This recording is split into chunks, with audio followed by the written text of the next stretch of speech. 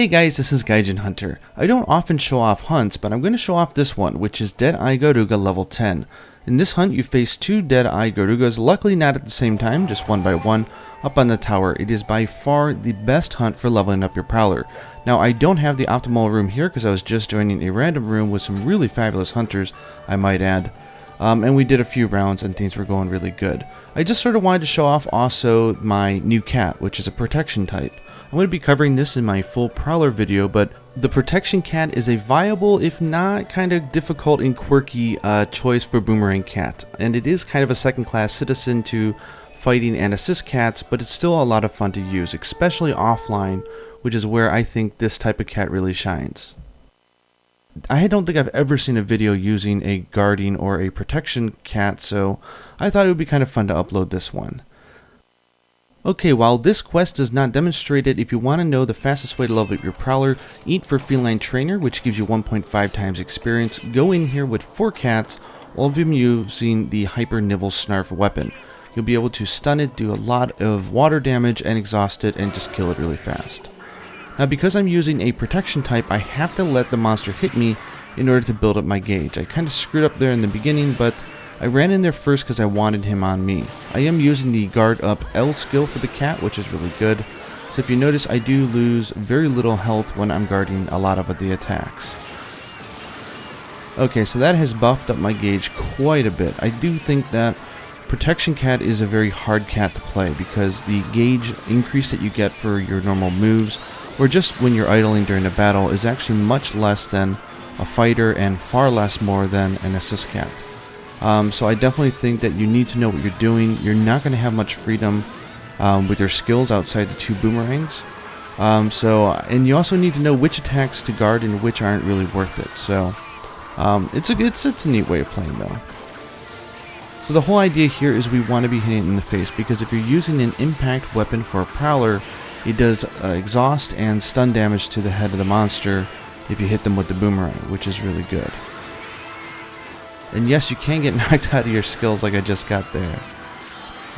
Again, I'm not one for uploading awesome videos. You guys can check out Kanta. Kanta is amazing and has a lot of really great speedrun videos. But for this one, I just wanted to show off some just basic level play. Some really nice mount there with Jess. Just trying to get over to the face here.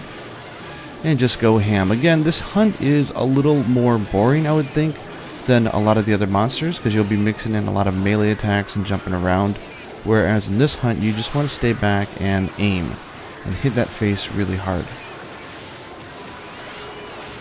Such a fun monster though, isn't it?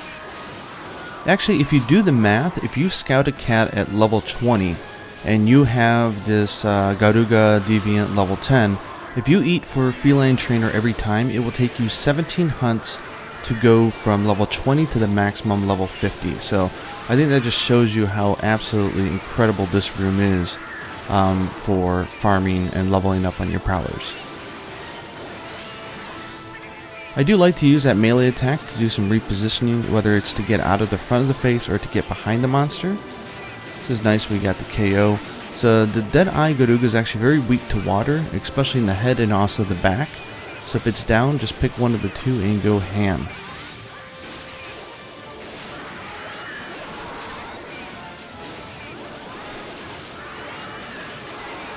Luckily, this is what happens. You get sort of like a flinch fest if everyone's doing it right, and no one really gets in your way. Yay, 1 Garuga down. 1 more to go. The other one jumps in right away. You can sit here and carve, which I was thinking about doing this time, and then I realized I have so many of these materials, I really don't need them. I probably should have just ran over and kept the monster busy so that the other people can get their carves.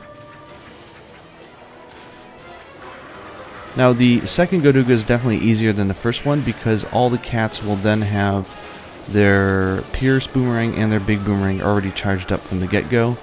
So this is, again, like if you're hunting with 4 cats, there's only 2 of us for this one. This second hunt, the second monster goes by really fast. Like, stupid fast.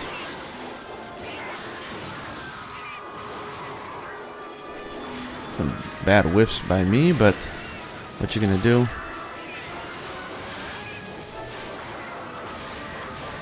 Yeah, always keep an eye though out on your boomerangs. I do recommend that you go into Pierce first and then big boomerangs. Pierce will definitely do a lot more hits and a lot more damage, so in the long run I think it's better than trying to grab big, because that's not going to fill up your gauge significantly faster, whereas the Pierce one does. This Garuga just can't get a break. I'm on a pony! It's that boy.